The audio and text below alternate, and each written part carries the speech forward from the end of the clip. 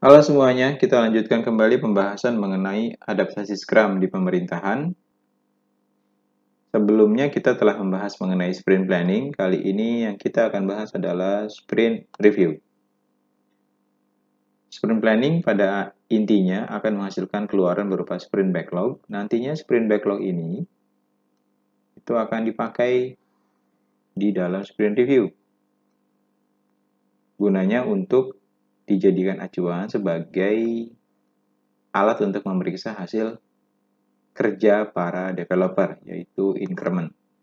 Jadi, sprint review nanti akan memiliki dua masukan pada dasarnya, yaitu increment dan sprint backlog. Lalu outputnya atau keluarannya adalah berupa umpan balik yang nantinya akan masuk kembali ke dalam product backlog. Selain itu, ada juga catatan-catatan yang bisa dijadikan masukan untuk pelaksanaan sprint retrospektif. Tapi kita tidak akan bahas sprint retrospektif di dalam video kali ini, karena kita hanya akan fokus pada sprint review. Di dalam sprint review nantinya yang dilakukan adalah product owner akan memeriksa increment yang sudah dibuat oleh developer. Jadi intinya sih ini hanya memeriksa apakah setiap item pada sprint backlog itu nantinya sudah terwujud atau tidak di dalam increment. Seperti kita sama-sama tahu bahwa di akhir sprint, increment itu statusnya layak rilis. Nah, di sini, di dalam pertemuan ini, product owner dapat menentukan apakah betul increment-nya layak rilis atau memang masih ada yang harus diperbaiki, harus disesuaikan, atau memang masih ada yang kurang. Nah, bagaimana dengan adaptasinya? Kita lanjutkan dengan contoh di video sebelumnya ya.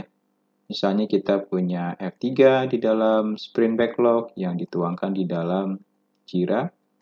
Maka di dalam sprint review yang menjadi acuan untuk melakukan pemeriksaan itu adalah isi dari Jira tersebut. Kemudian siapa saja yang hadir? Sama seperti di dalam sprint planning.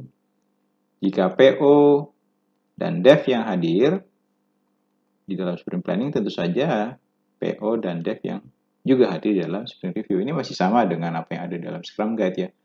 Tapi seandainya yang hadir itu adalah SA, maka SA juga harus hadir di dalam sprint review. Kalau programmernya hadir, maka programmernya juga harus hadir di dalam sprint review. Pada intinya, mereka yang hadir di dalam sprint planning itu harus hadir juga di dalam sprint review. Jadi, kita bisa menjaga sinkronisasi komunikasi di situ. Jangan sampai ada yang saling tuding, lalu saling menyalahkan, karena ada pihak-pihak yang hadir di awal, yaitu di sprint planning, tapi tidak hadir di sprint review. Pada prinsipnya seperti itu. Adaptasi terhadap keluarannya pun tidak jauh berbeda dengan apa yang direkomendasikan di dalam Scrum Guide.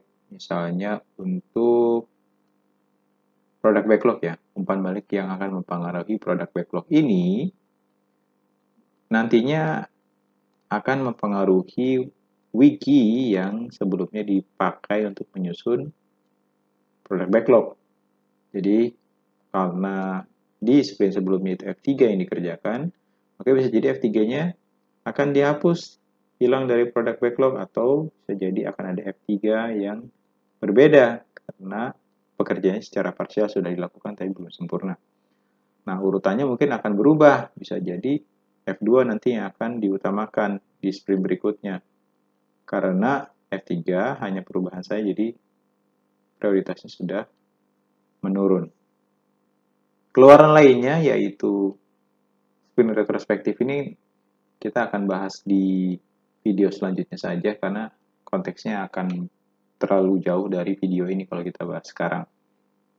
Jadi tidak jauh berbeda dengan apa yang dilakukan di sprint planning, adaptasi pada sprint review pun tidak jauh berbeda dengan apa yang direkomendasikan oleh Scrum Guide. Sebenarnya ini dapat dimaklumi ya, karena baik sprint planning maupun sprint review adalah sesuatu yang sebenarnya sudah dilakukan baik orang itu melakukan agile atau tidak. Karena Sudah pasti setiap orang akan merencanakan pekerjaannya, lalu akan mengevaluasi hasil pekerjaannya. Nantinya dalam daily scrum atau sprint retrospektif, kita akan melihat penyelewengan yang mungkin agak jauh berbeda dibandingkan yang direkomendasikan dalam Scrum Guide. Untuk saat ini, berarti sudah ada 2 pertemuan yang kita bahas. Yang pertama adalah planning, yang kedua adalah review. Untuk saat ini, kita cukupkan. Sampai ketemu di video selanjutnya. Amir pamit.